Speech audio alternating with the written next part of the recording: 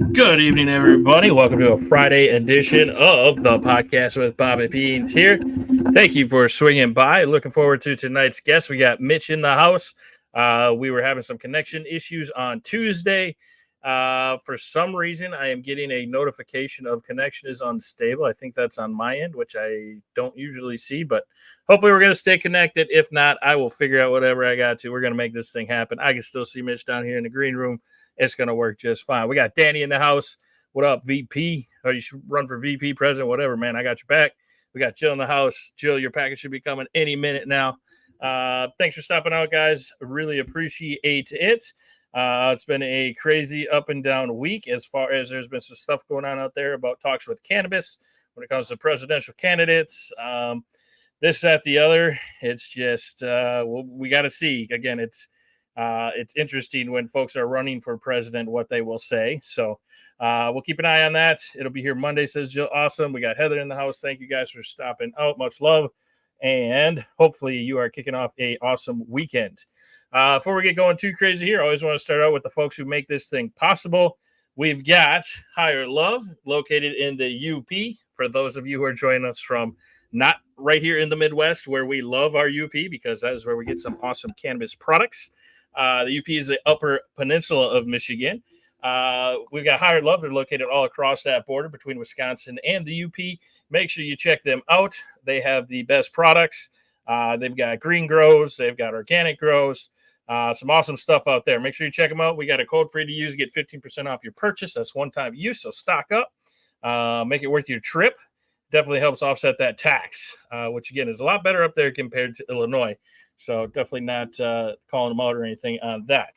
Also, want to say a huge shout out to Ignite Dispensary and Cigar. If you're looking for products in Wisconsin, and if you think there's not products in Wisconsin that get it done for you, just like the gentleman who we're having on tonight can tell you about what he's got over by his shop, there are some awesome products out here in Wisconsin as well. If you don't believe it, just stop in, talk to some of these folks, get educated. Most of them are willing to get you some kind of a small sample, a gummy, or a small joint to try. I think you'd be pleasantly surprised. But Ignite Dispensary is located across the Wisconsin here. I was going to say the U.S. That would be probably a few years out. Shout out to Tim and the boys over there. They are hungry go-getters, so you never know. They are located in Milwaukee, Spooner, Hayward, Superior, Manitowoc, New Richmond. You name it, they got it. Heather's experiment is coming along very well. That is great to hear. No need to travel.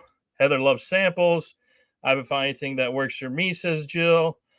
We got to get you in touch with one of these folks. Are you far from Stevens Point? Let me know in the comments there. Without getting too much more into it, though, super excited about our next upcoming event, which is next week, which is Vibin in the Pines right here in Wisconsin. So who else to talk about than the man himself, Mr. Mitch Craven. Mitch, how are we doing, sir? Mr. Beans, thanks for having me on. Of course, man. Thanks for joining the show. We've been in touch for some time. I've definitely heard of Vibin in the Pines in the past. I'm super excited to be able to check it out this year and be a part of it, and really looking forward to, especially for me over here in the Fox Valley. Appleton's a little more progressive with the times, but like Green Bay is still very much tavern. There's no cannabis lounge, anything like that. But really looking forward to this awesome event where there's going to be some of that passion for cannabis allowed. Really looking forward to that. And excited to have you here to talk to a little bit about that. But before we get into it too much, Mitch, you want to just tell us a little bit about maybe what got you a little more involved with cannabis as far as, kind of taking it to at what point did it not just become kind of like, something that you use to improve the quality of your life? When did you kind of start turning this into something bigger? Yeah, so I guess we're going to get a little personal here, but going back, I kind of have a background with drug addiction, and I kind of found my way out of that with cannabis and the whole lifestyle that kind of surrounds cannabis. So that kind of is what brought it into my life, and I've kind of continued that passion because it was kind of a gateway out of drugs, if you will, for me. Awesome, man. That's really neat to hear. And it's one of the even though I was in the industry for 2 years, and that's when I started to see how it could really help folks that were just looking for any kind of like pain relief or just all kinds of different medicinal purposes, really, with the hemp products. But one thing I wasn't too aware of until I really started with this is just how much it helps people that otherwise were being told like drugs are drugs. You're a druggie. You're addicted. You're no better off on cocaine than you are, being addicted to cocaine or heroin than you are using cannabis.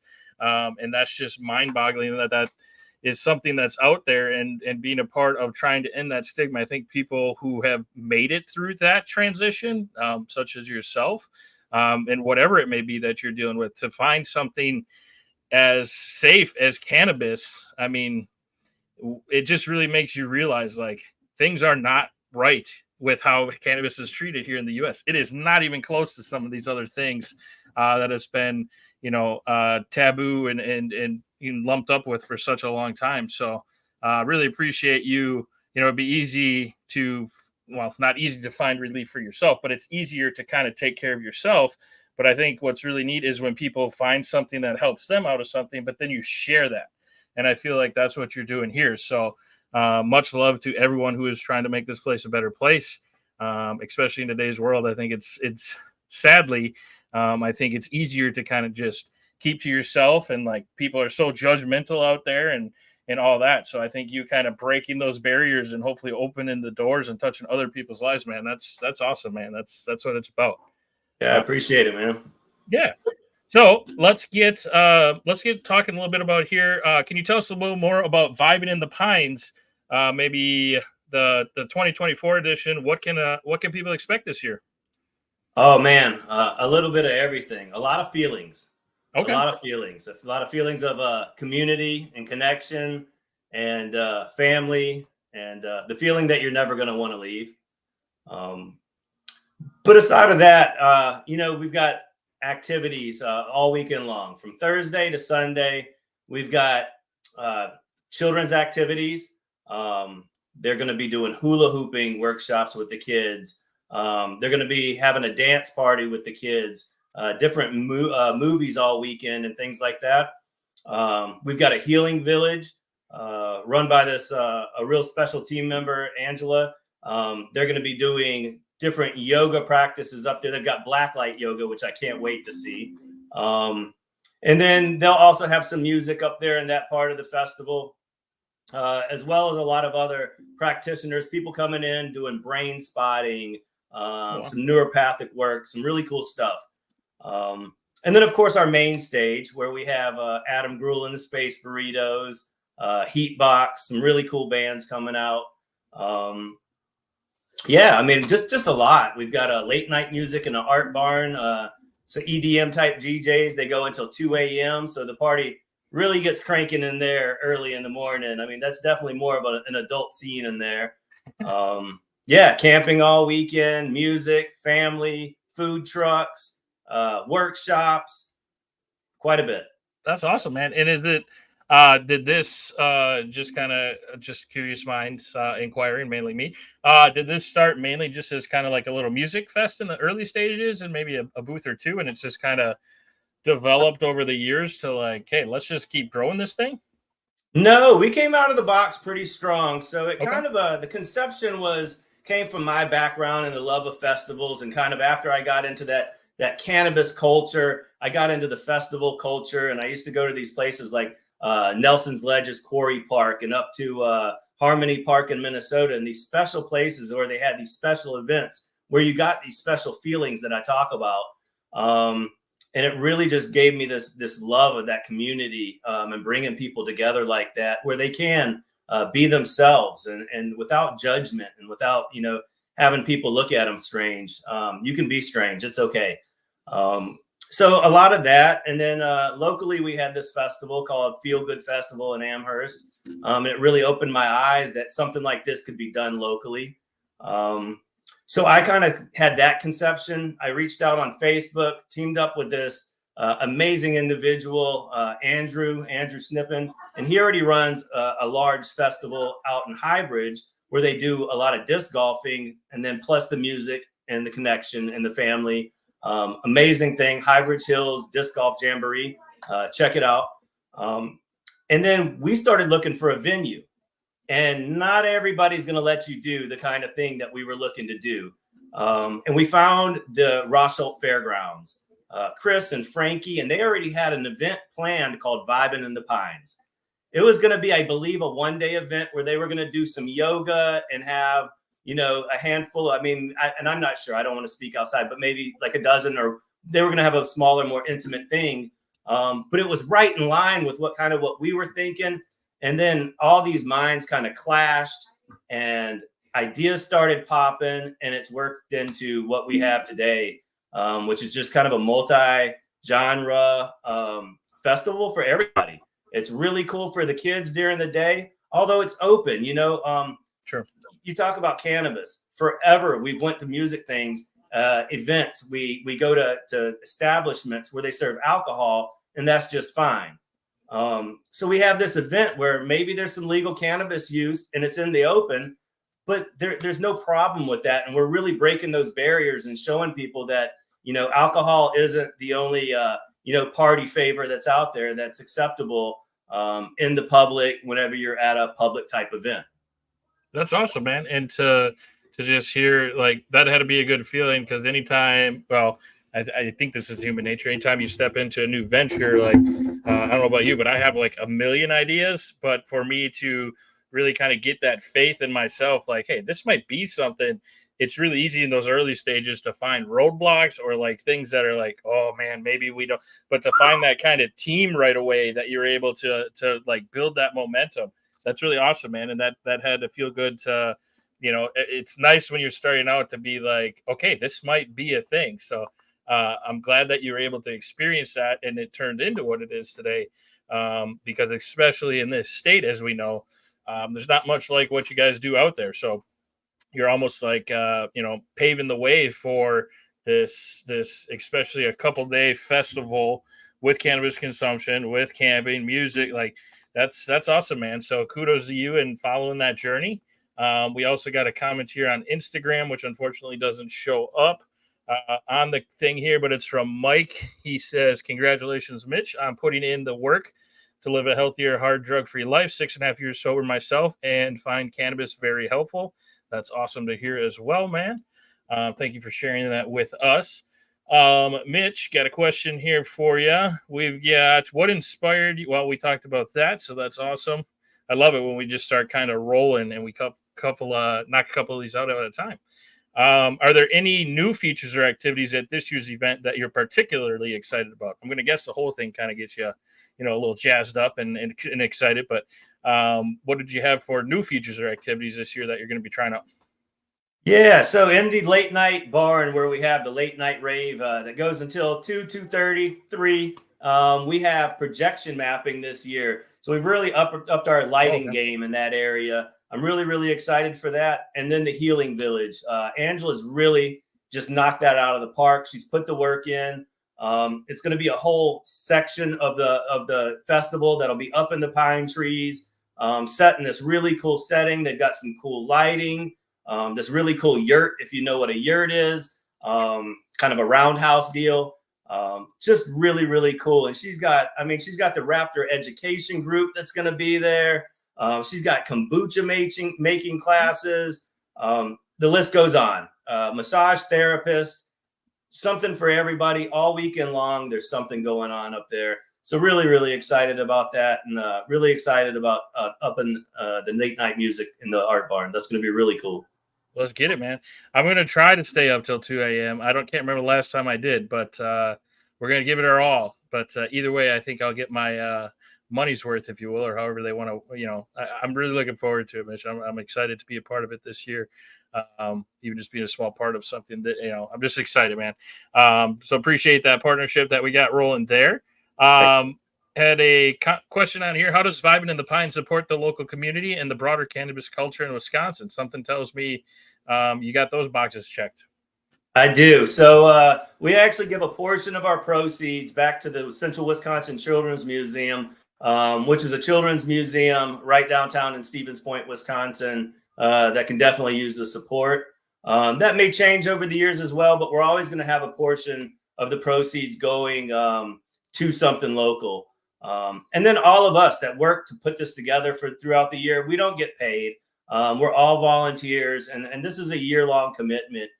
So shout out to everybody who's committed and works with us to make this happen, because it's definitely a team effort, and you need that.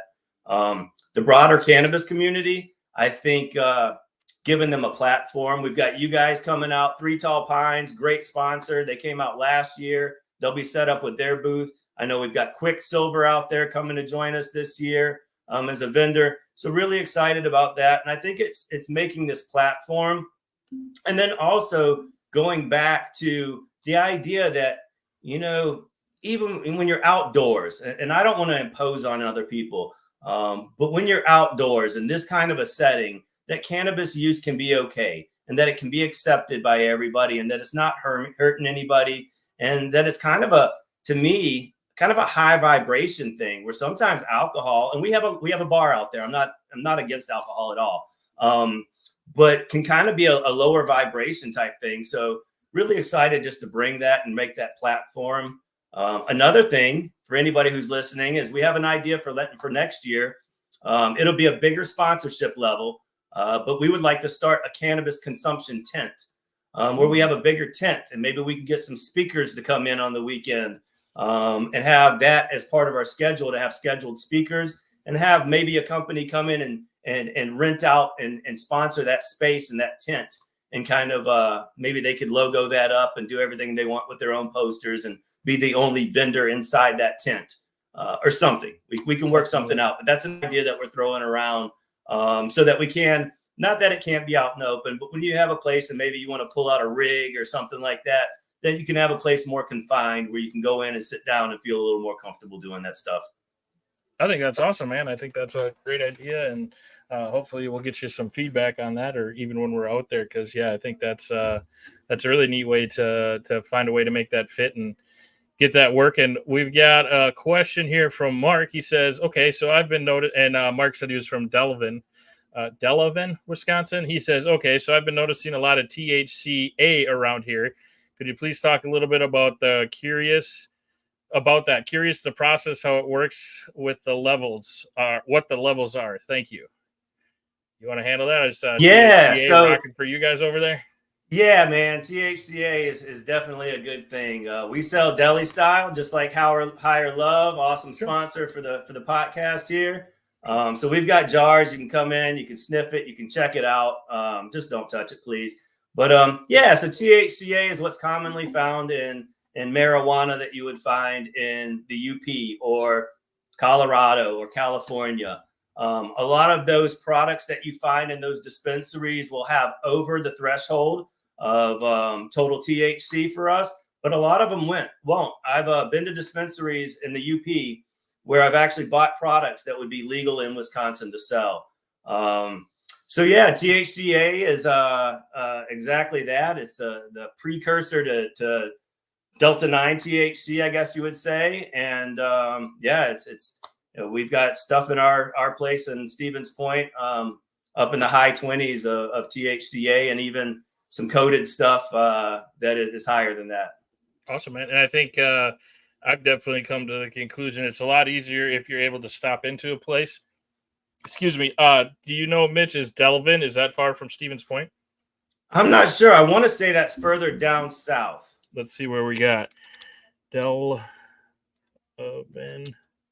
Wisconsin. Where are we at here? But one thing I do want to throw out there, because why Delta 8 really opened up a really awesome space for us, it also closed a lot of minds, I feel, along the way. Sure. So THCA, the cannabis that we sell in our shop, the THCA that we sell in our shop, and I'm not saying everywhere, because you can find sprayed THCA stuff. There's a lot of different things. The stuff we sell in our shop is top shelf, naturally grown cannabis that contains THCA and has not been altered in any way. Right on.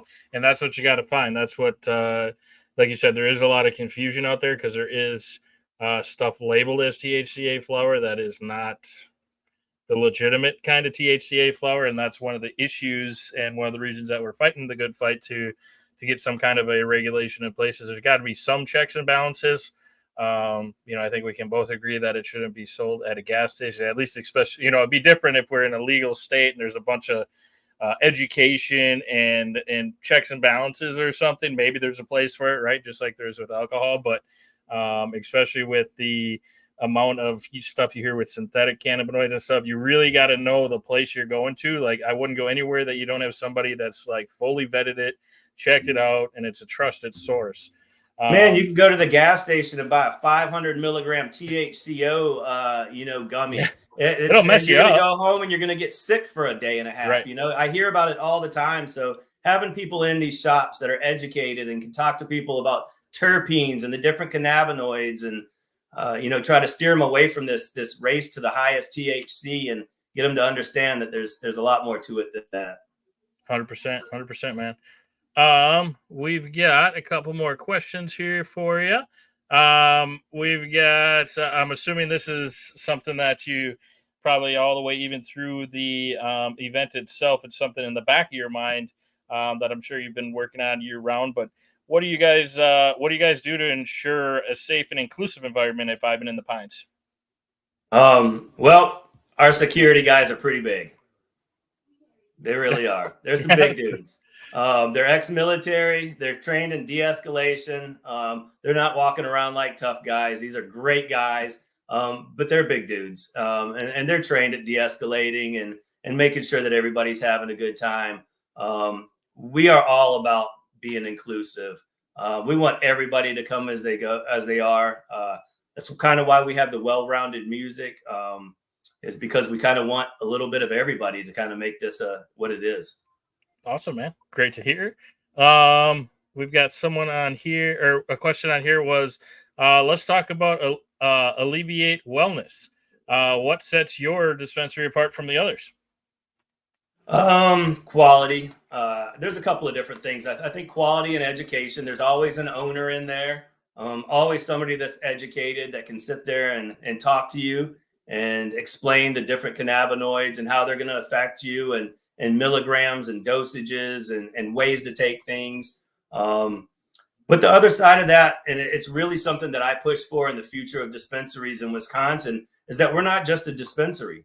We're a retail store. And I don't always I want my bud tender to be educated, and I want them to be, into cannabis and be educated in that. But I want to go into a place that is a shopping experience. We've got one of Central Wisconsin's largest disc golf selections. We've got rocks, minerals, and gems. We've got children's books. We've got local candles and jewelry, and we do a lot for the local community, art community and things. We try to give them a platform to put their art up in our store to sell for, a lower commission than from what I hear most other places do. So we just really kind of make it more of a shopping experience than just coming in quick to grab your bud and you're back out the door. Right on, man.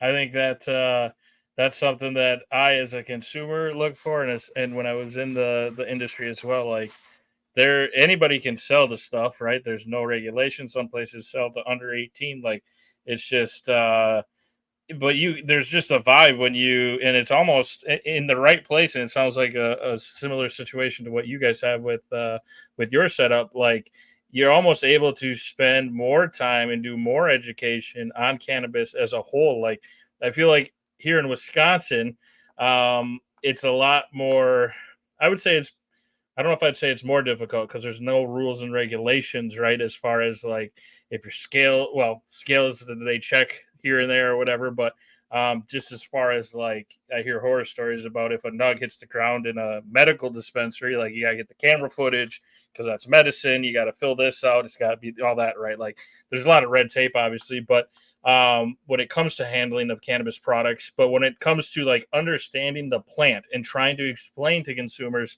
how all these different cannabinoids, like when THCA first came out, I don't know about by you guys, but there was a couple weeks where we're like, before we sell it, we're like, so wait, how does this work? This is so confusing. So then you got to do some more digging and some more research, and it all depends on who you talk to. So you can't just check like one source. So I feel like it's almost creating, like a wealth of cannabis knowledge when you get to these places, because even like you, I would assume you guys are going to have a product that's going to help just about anybody who walks into the store. But I'm also going to assume if for whatever reason you didn't, you would help them find something in Michigan, which when we first started, with just the Delta 8 and those kinds of things, that might have happened more. But now that there's THCA and stuff, I feel like that chances of that are a lot less likely. You could probably find what you need at a place here in Wisconsin if you were to stop into a place like Alleviate Wellness.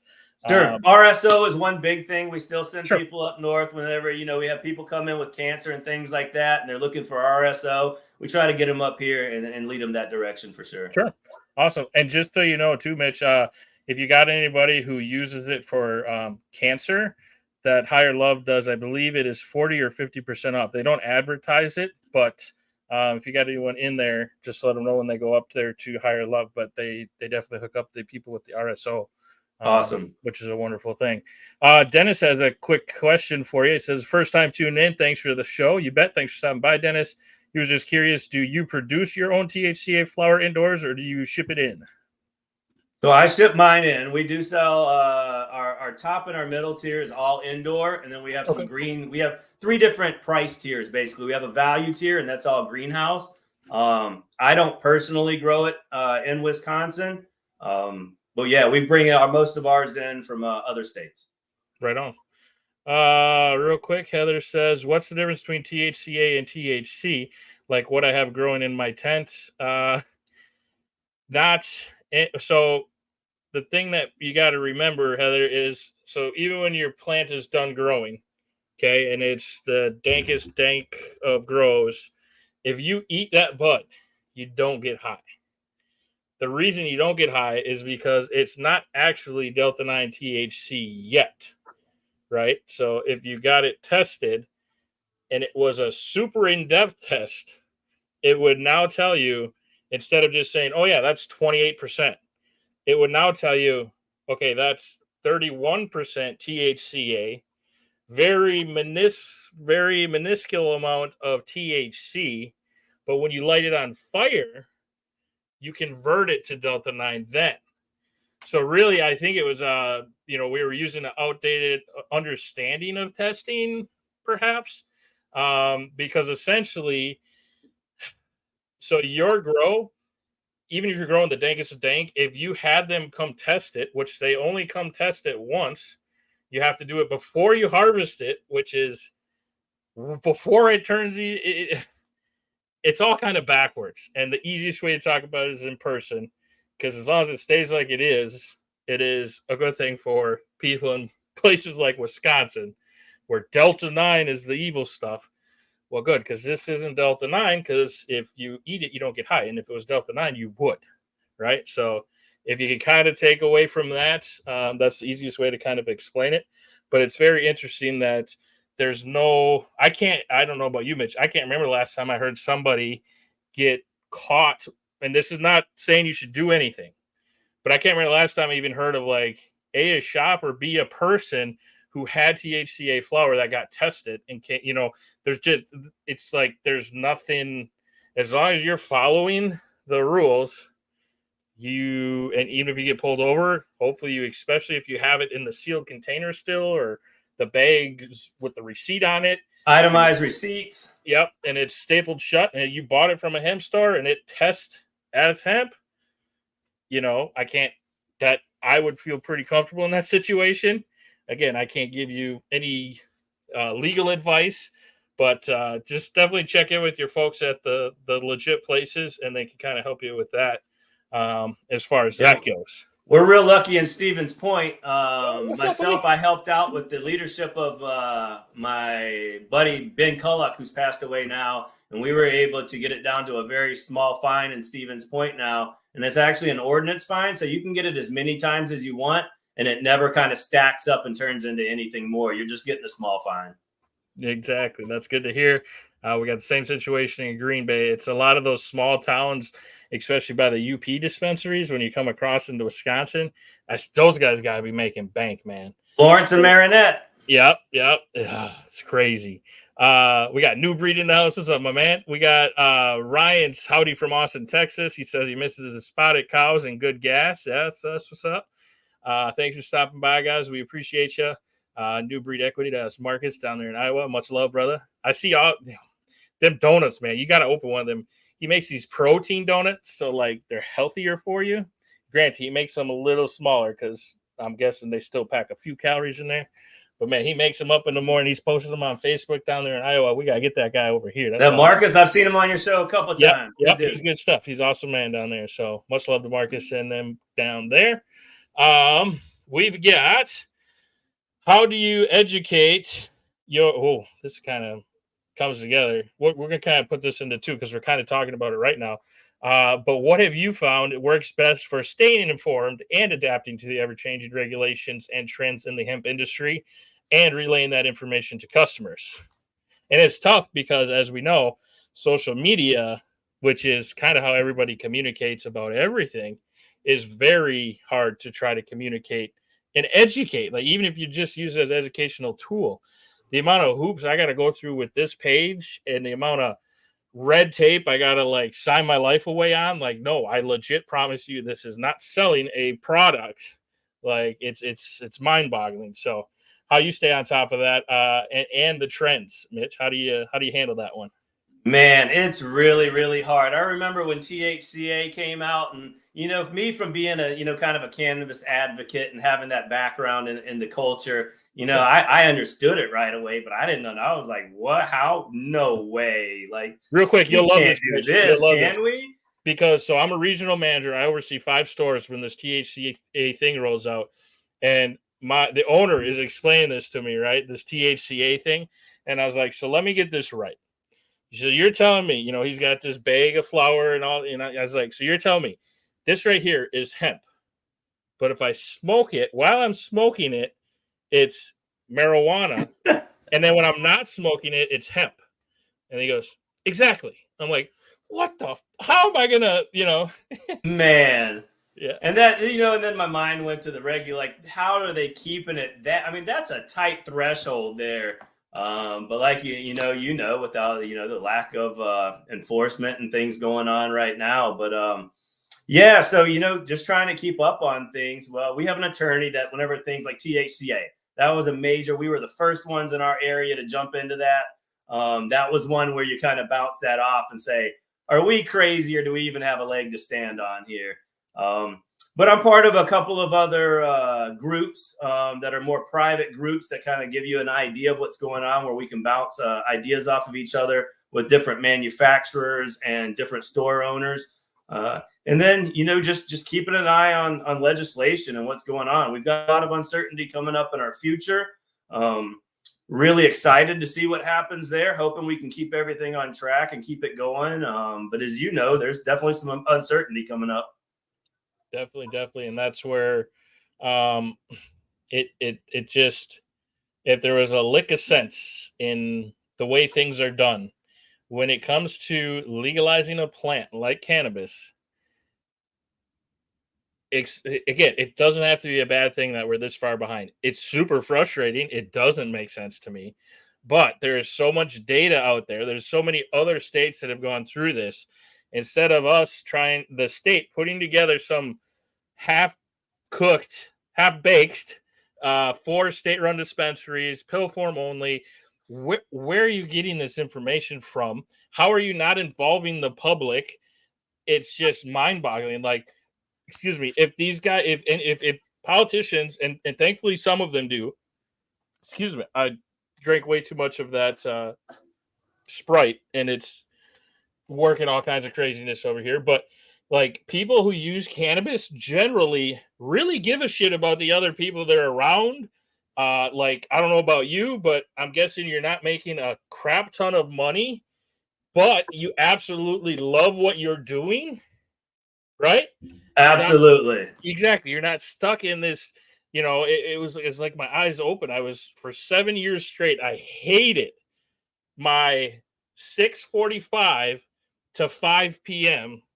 and I didn't realize how much I was taking a toll on me, but the paycheck was awesome. But I was selling bad news for a living, and it was, you go to take a lunch and it was like, well, shit, if I go to lunch, I'm going to come back and I'm just not going to eat lunch. Or if I do eat lunch, it's going to be at my desk. I'm just going to work through this. And finally, at some point, it was like, there's got to be something else. And it seemed at first, I can't tell you how many times I was like, no, I can't make less money. That'd be stupid. But once I really realized, like, but man, if I could do something I'm passionate about, that's worth something, right? And Yeah. like, there's so many people like yourself.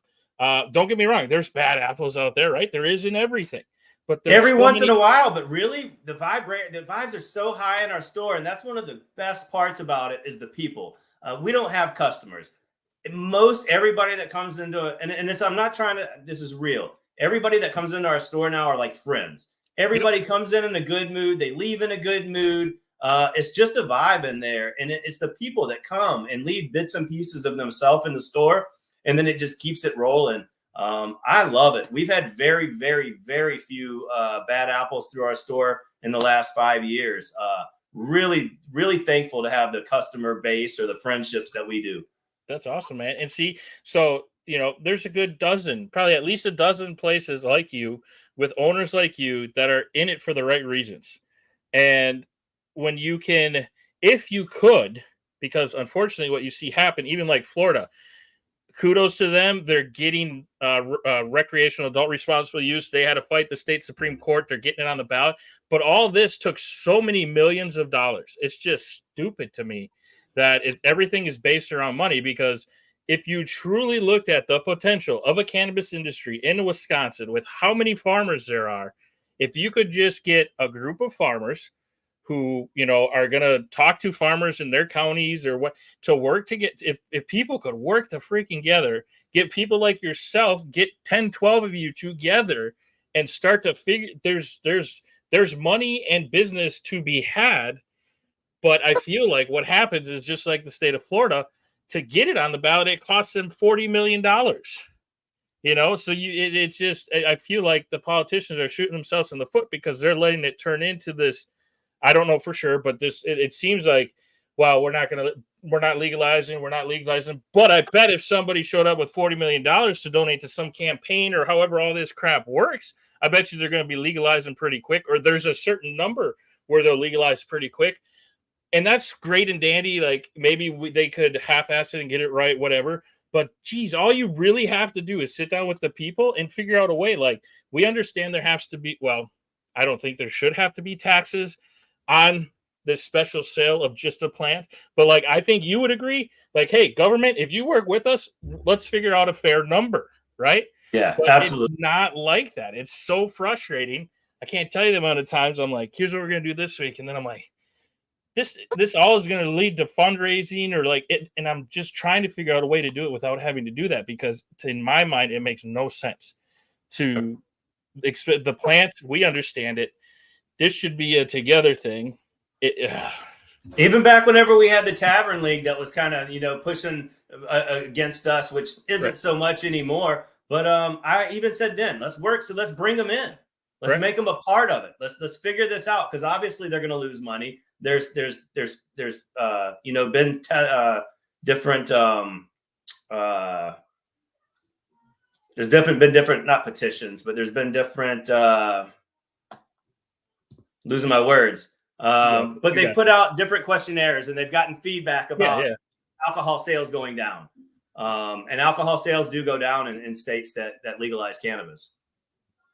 Yep, I hear you, man. And then I think you would agree as well. Like, let's talk to the Tavern League. Maybe they charge 25 cents for every cannabis drink they sell to help with, like, if they would just be legitimate about it. If there was an actual, like, hey, we care, let's try to work on this.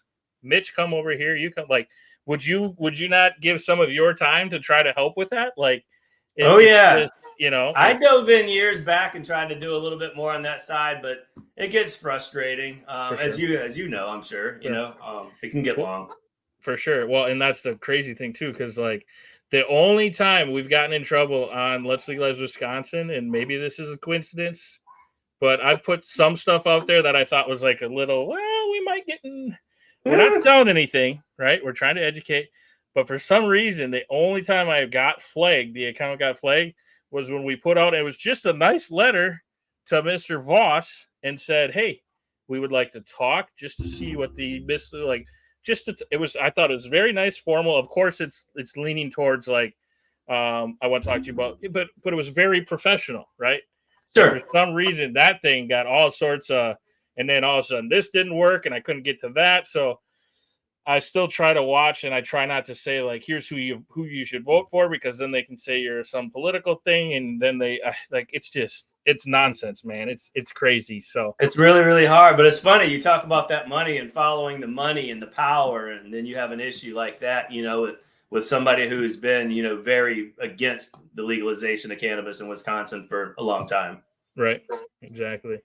So hopefully we'll figure it out. I really think events like what you got here with Vibin and the Pines are a huge, because I think what it really comes down to is I feel like we're just a few percentage points or a few, whatever. I think we just need a few more people in that older crowd. Like my parents, it wasn't easy to get them to understand, like, no, this isn't a bad thing. And to, like I would always tell my coworkers, I would try, because I'm trying to explain to them how we're going to have to break down these barriers. And they're like, oh, yeah, for sure. We'll do that. I'm like, no, you don't understand. My parents, Snoop Dogg could show up at their front porch with the dankest shit with 14 doctors, like the safest environment possible. My parents would be like, nope, that shit's from the devil, right? Like it was not easy. And it just took a little, finally, it was like, okay, hands off. They would just ask a question here, question there. But I feel like it's just a little more of that older crowd is really the only thing holding us as the people back, because I still feel like unfortunately there is some of that older hopefully my grandma's not watching, but like she's still can't get over that hump, right? Like not really open to the education. I mean, when it's ingrained in you that long, that's just kind of how it works. So I really hope They hold a lot of the wealth in America too. Yeah, exactly. Yep. But I feel like events like yourselves, where you can show, hey, this isn't just about people come together, get stoned, can't move, and they don't have jobs. Like I feel like events like this, events like Hemp Fest, starting to see some seltzer cannabis drinks out in some taverns and that kind of stuff. Like it's all about this, getting it out there and making people a little more comfortable around it. So really appreciate what you guys are doing with Vibin and the Pines, kind of leading the way in that category. We got a comment here. Can you share a success story or a memorable moment from your time running Alleviate Wellness and or from Vibin in the Pines? A success story from Alleviate, something that comes to mind really quick is actually not to do with, well, I guess it is to do with a person, but a pet. As we know, CBD works really well in pets as well as humans. And we had a customer come in, and his wife had passed. He was an older gentleman, and his dog wasn't coming upstairs to bed with him anymore. Couldn't make it up the stairs. This gentleman wasn't in shape that he could take the dog upstairs. He had been sleeping on the sofa. And he was real upset. He couldn't keep sleeping on the sofa because of his body. It wasn't working out, but his wife had just passed weeks before, and he really wanted to be by that dog.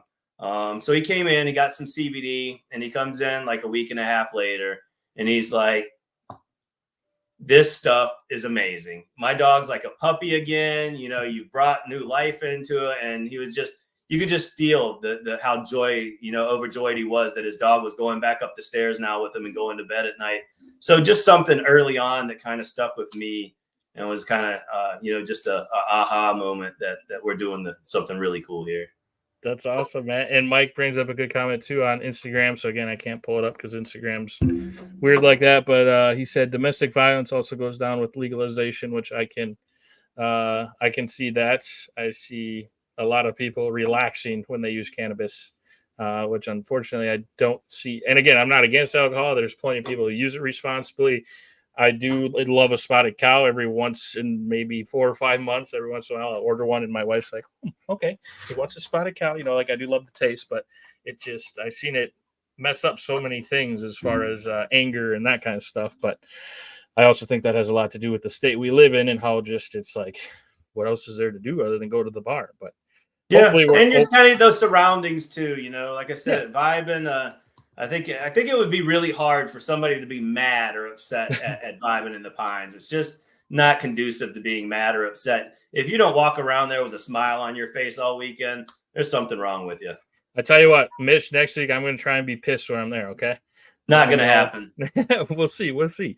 But no, man, I'm really looking forward to it. I appreciate you stopping out. Just a reminder, guys, we got that post up through today. If you go and tag a couple friends on that post for the ticket giveaway, we're going to be announcing that tomorrow. He's got the tickets in hand. Let's go. We got a comment or a link in the comments to check out the event. Let me just share that one more time down here. Where'd that go? We got. Oh, that's so Vibin in the Pines. We're in Rosholt, Wisconsin, which is just west of Green Bay, just north of Appleton and Rosholt. From Thursday to Sunday, we've got camping, music, children's activities. Music goes till 2:30, 3 o'clock in the morning. Real good time. Come out and vibe with us. Awesome, man. Looking forward to that. If you guys got any questions, make sure you hit up Mitch, or you can hit me up and I'll get you over to him as well. And if you're in the area, make sure you check out Alleviate Wellness.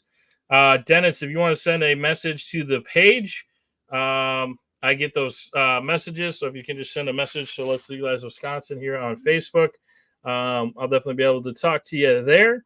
I might need a couple hours to get back to you. We got some family in town for the shower tomorrow. Looking forward to that. Papa Bear. Yes, sir. Big Papa Bear. But no, man, thank you again for joining. Thanks for everybody stopping out. Again, if it wasn't for you guys, I would really be losing my mind. I'm thankful that there's people who bounce ideas off with me and all that, because it is hard working with these politicians. As much as I wish I could be a little more like at the Capitol right now and like, well, at least so-and-so said this, or, you know, because they're all we'll get back to you when we're in session. But at least I feel like we're making progress as people. We're trying to figure this out. Hopefully with the People's Bill, hopefully we can get some feedback from some politicians on that or something. We got to figure this out. So I really do appreciate you guys stopping out night in and night out. Much love to all you. Have a great weekend. We'll see you again Monday. Me and Mitch, we're out of here, guys. Peace. All right. Later, guys.